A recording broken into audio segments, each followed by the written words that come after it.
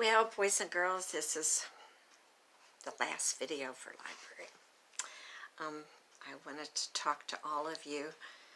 This week is when we would be playing our human X and O's, and I would be asking you all kinds of review questions to see what you remembered. Most of the time when we played our human X and O's, girls, sorry to say that the boys would win, so this was probably the year the girls were going to win. But Timmy Ruthven has finished the Heavyweight Boys Club, and when Timmy goes back to school the week of May 18 to clean out his desk, then he'll have a certificate. And fifth graders, I went through and combined a couple of yours. Some of you just needed one or two books, and if you had the proper book and maybe another club that you hadn't finished, I combined them, and several of you will be getting your certificates. Audrey Lemon, we've finished the Great Classics and the Mystery. Ellie Harrell finished Mystery, and Ela Sacker finished Mystery. Evan Carter, you got the Lightweight Boys Club certificate. Noah Carruthers got the Heavyweight Boys Club. Natalie Crutchfield and Aiden Morford, we put your books in the Principals Club. And the Historians was Mark Otis and Adam Judah and Lacey Barisco, Adriana Perez, Glory Romero, and J.P. Riley for the second time. J.P. checked out some more books. He's trying to finish all the way around, so we'll see if he gets his done by the week of the 18th, and Mrs. Kramer can make him a certificate. I hope when you come the week of the 18th to clean out your desk, that I hope you'll come in the library and tell me goodbye. I've really missed you. Now, many of you better come because you've got a bunch of books checked out. So we want all the books turned in. Most of you fifth graders and fourth graders, I think every single one of you had books checked out before spring break, and so those are still out there. So please bring your books back so that the boys and girls next year will be ready for them. And fourth graders, when we first got your very first packet of work to do, I gave you some secret code papers, and I told you if you would bring those back to me, I would get you a treat. So I will have the treat ready the week of the 18th. This summer, I want you to be sure that you read a lot. Practice. Remember, the more you practice, the better you'll read. And please don't forget to read your Bible. Read your Bible every single day. This year was fun. I've loved our Snoopy. I've loved all of our drawings and our cartoons, and I think you just did terrific, and this has been one of my most enjoyable contests. We were just starting a new contest. Fifth graders were ahead, and then we were all out of school for 10 weeks. So, I'm glad that all of you did such a good job. Now, you second graders that'll be going to third grade and fourth grade, third grade, fourth grade, fifth graders, fourth graders going to fifth grade. This summer, you read your Ron Roy mysteries. That's the A to Z mysteries. When the public library opens, and it should be soon, you can go there, and this is the biggest club. It has 25 books, and if you just keep a list and write down the books that you read and bring that to me when school starts in the fall, then we'll give you credit for those. Fifth graders, it's been the saddest part. To the other kids, I'll see you again. But fifth graders, our time is over. I hope that you have learned something that you'll take away with your life. One sad thing that I was really sorry we didn't get to do was I always, with the fifth graders, I would always have a little study in evolution and creation. You and I were fearfully and wonderfully made. And God made us in his image. You did not come from a monkey. And don't let anybody ever tell you that. As you read your Bible, I wish you would get in the habit of marking verses or looking for verses that say the creator of the universe, that God made all things. And many times he goes through and just lists the things that he's made. But God made the beginning dust and the beginning gravity and the beginning sun and the beginning water. And he made everything with his mouth. He spoke and it was there. And then when it came to Adam, he scooped up that clay and he breathed into it the breath of life. Don't ever forget, you have a creator, and he is a wonderful God that loves you very much. I was going to show you, fifth graders, that in order to, they cannot prove evolution. There is what they call in science a scientific method. Evolution is the theory. It is a guess that they have made. Now, there's 6 points to the scientific method, and I'm sure somewhere before high school is done that you will study this. But the problem is, how did we get here? Where did we come from? Now, we know from reading the Bible, but Adam wasn't made until day 6.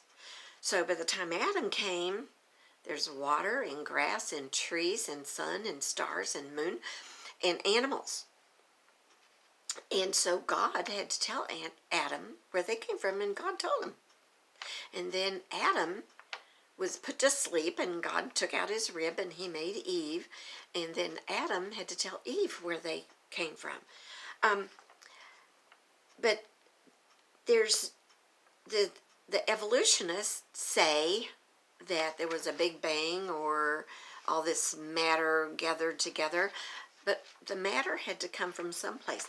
But step number 2 to prove a theory or a guess is fact. You got to go through the 6 points. The first one is the problem. Number 2 is observe and experiment. Now, the problem with evolution, it's not happening anymore. It cannot be observed. But now, we didn't observe creation either, did we? No. So right there with step 2, we can't prove it. And then they have to gather their facts and they have to experiment, and the same thing has to happen every single time in order for a fact to be true. And evolution is not true because nobody has ever seen it. Nobody was here millions and millions of years ago to write down what happened, but God wrote ours down. And we believe the Bible, and we believe how we got here. But one thing, if you would just, and I've told you this before many times, study God's creation. If you just studied creation, you would realize there is a creator. And when we did our lesson, I was going to show you a whole bunch of examples, and so, but I just wrote down a couple. A 6-pound octopus. 6 pounds. It takes 80 pounds of pressure to break his grip on a rock. So with his arms or legs in his suction cups on a rock, you would have to exert 80 pounds of pressure to break that. He will just lose one of his arms if he's captured, and then it'll grow back. Now, how does that happen? God made him that way. Remember we studied the sharks, and the shark has these 4 rows of teeth, and if a shark loses the tooth, remember how many times? They said up to 1,000 times. You and I lose a tooth, and we only get 2 sets of teeth, and that's it. But the shark can't go to the dentist, and so God lets his grow back. The Alaskan wood frog in Alaska, he shuts his body down as the temperature gets cold. His heart stops. When cold weather comes, the frogs and the toads burrow down into the ground. But the Alaskan wood frog just stops his heart. Now, if you and I stop our heart for just a matter of seconds, we're done, aren't we? But this little tree frog, his heart stops. When the temperatures get up to the 40s, his heart starts and he's safe. And he's still living. How's that happen? He had a creator. My favorite one is this male blanket octopus. He's 9/10 of an inch long. Your knuckle, remember, is 1 inch, and he's 9/10, so he'd be about that long. He plucks a barb from a jellyfish tentacle and uses it like a sword to ward off his enemies. Now, how do you know to do that? God told him. But you study God's creation, and God takes care of them. Don't you love the verses about the little sparrows, that a sparrow doesn't fall, but our Father knows about it? And there has to be a creator behind these. How do the animals know what to do? How do they know to hibernate? How do they know to, the bears know to eat a whole bunch of food because they're not going to eat anymore for 6 months because they're going to be hibernating? How do the birds know to fly south because winter's coming and there's not going to be any worms for them to eat? God tells them. And their brain is what? Probably that big?